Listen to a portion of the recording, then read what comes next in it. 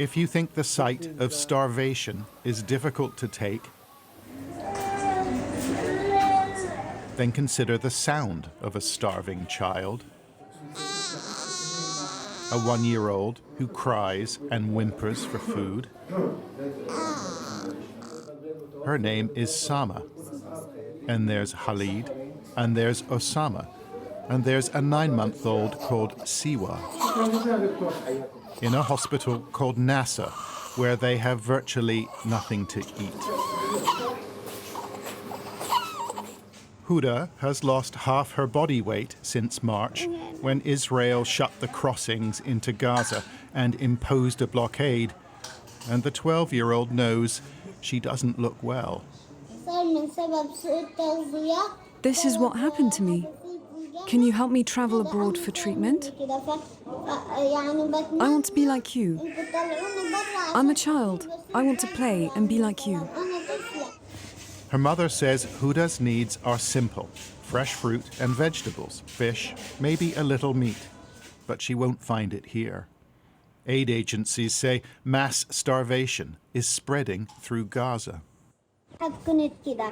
Before, I used to look like this. The war changed me. Malnutrition has turned my hair yellow because I lack protein. You see here? This is how I was before the war. Like this. 3-year-old Amir was sitting in a tent when it was hit by projectiles. Medical staff were able to reassemble his intestines and stop the bleeding, but they can't feed him properly. Instead, he's given dextrose, a mixture of sugar and water which has no nutritional value. They were all sitting in the tent, his mother, his father, his grandparents. Suddenly, 3 Israeli rockets hit them. 3 rockets. How could a child like Amir withstand that? His aunt has come to visit, but Amir is effectively on his own. His mother and his siblings were killed in the strikes. His father no longer speaks. His father is in a terrible state and won't accept the reality. What did these children do? Tell me, what was their crime? These desperate scenes have not been caused by scarcity. There's plenty of food waiting at the crossings or held in warehouses within the enclave. These images of food aid were distributed by the Israelis. Their officials claim the UN is failing to distribute it. But the Israelis and the Americans have taken charge of food distribution. The UN's 400 aid centers have been shut.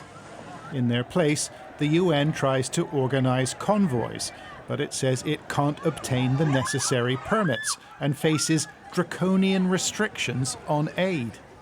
An American doctor who spent 2 weeks at Nasser Hospital told us those restrictions include baby food. When we actually brought baby formula in to Gaza, so I had an 85-pound check-in bag of donations, medical supplies, medications, and baby formula. Somehow my bag got through. Next mission that came in after us, their bags all got inspected and they physically threw out the baby formula, medications, and medical supplies in the trash. They threw them out in the trash.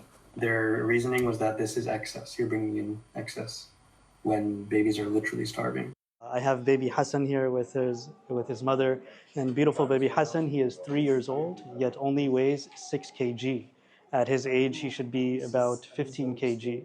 We see Dr. Hussein at Nasser Hospital examining a severely malnourished child. He is unable to hold his legs up, his arms up with it because he has no energy. He is unable to cry. He has no muscle because the muscle is being broken down for energy. So there's just skin and bones. Baby Hassan died 2 days after this video was recorded. He needs special formula, he needs special feeds. And these feeds are literally miles away. They're literally right there at the border, but it's being blockaded by the forces. They're not permitted. So it's intentional deliberate starvation. And it's just so distressing that this is something man-made. This is a man-made starvation. This is a man-made crisis. Sometimes food is made available at communal kitchens called tikya. First, you have to wait. And then you have to fight.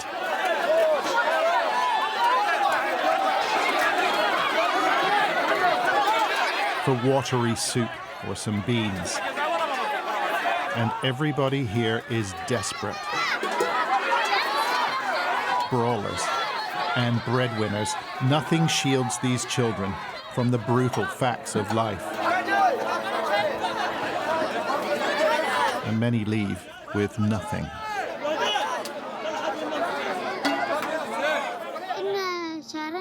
It's been 2 months since we've eaten bread. There's nothing to eat. I want life to go back to how it was. I want meat and flour to come in. I want the end of Turkey. There's another way to seek sustenance at 4 distribution hubs run by US contractors. But they've been described by UN officials as sadistic death traps, with more than 1,000 killed. Young people deliberately targeted by Israeli soldiers, say doctors. There's just mainly bullet wounds, and it's mainly to young boys, mainly children. I saw it from my own eyes. You can see we're just exhausted. The traumas do not stop. Gunshot, entry, exit? Yeah. How old is she? 13 years old. 13 years old. Dr. Hussein recalls a 9-year-old boy who'd been shot in the head, the neck, and the abdomen.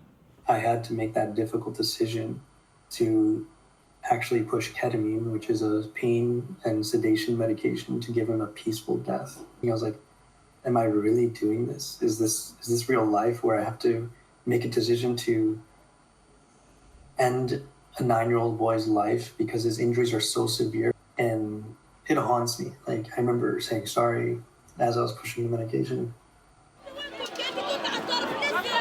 They look like scenes from a different century, a different era. Empty pots, empty bellies, the overwhelming sense of futility. Israeli officials say they have not identified the presence of starvation in Gaza, but on the streets, the very essence of life is ebbing away. John Sparks, Sky News.